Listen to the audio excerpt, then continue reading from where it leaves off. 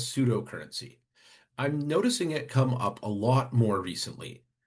I was at an event where you put money on a card to purchase things from the vendors. Once the money is placed on the card, it becomes a form of pseudocurrency because that money is no longer money. It can't be used everywhere. It can only be used at that event. Now, in addition to that, there were also tokens that you could purchase with your pseudocurrency for the vendors who did not have the scanner to scan your card. This is now a second form of pseudocurrency, two layers of separate pseudocurrency. Now, in Toronto, on the TTC, which is the local subway system, you need to use a Presto card for your fare. This is a card that you load up with money, and then you use that to purchase your fare. This is pseudocurrency because you're not buying the fare directly with a bank card or a credit card. And another form of pseudocurrency I'd like to talk about is points, like when you collect Tim Horton reward points. These points have no value outside of Tim Hortons, but they are used to purchase coffee and donuts, so they do have a real world value. However, unlike real money, Tim Hortons points can expire within 1 year of you earning them if you don't spend them in that first year after which you earn them. Now, other reward systems like Air Miles or Vi Porter reward points claim that they will never expire. However, the value can change without any notice. Suddenly, it can cost twice as many points as it used to. And in fact, the recent fuel war has resulted in some airlines changing the way in which points are redeemed, adding a fuel surcharge to the flight.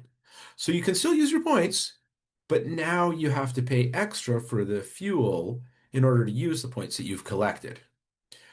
This brings me to another area where I observe the principles involved in pseudocurrency at play.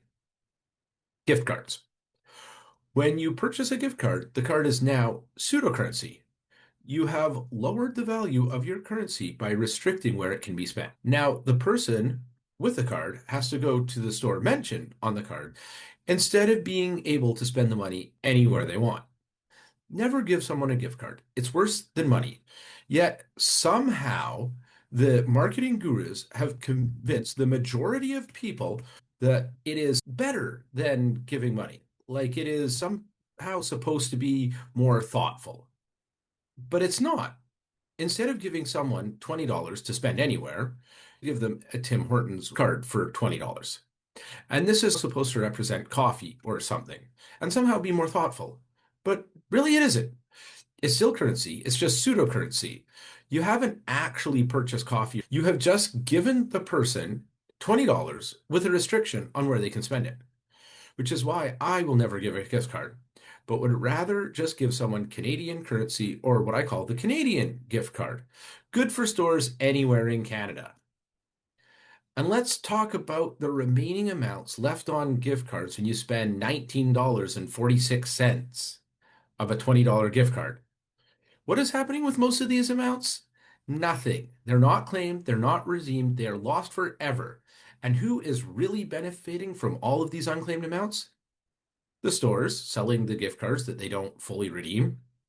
Even worse than that is that some gift cards will actually expire. So for those cards, none of the amount was actually redeemed. This is worse than inflation for devaluing your currency. And I'm noticing this trend on the rise. And pseudocurrency is more prevalent now than ever before, and this trend seems to be continuing, and it seems to be increasingly on the rise. For me, I'm keeping my money in the bank where at least it can accrue interest and become more valuable, not less.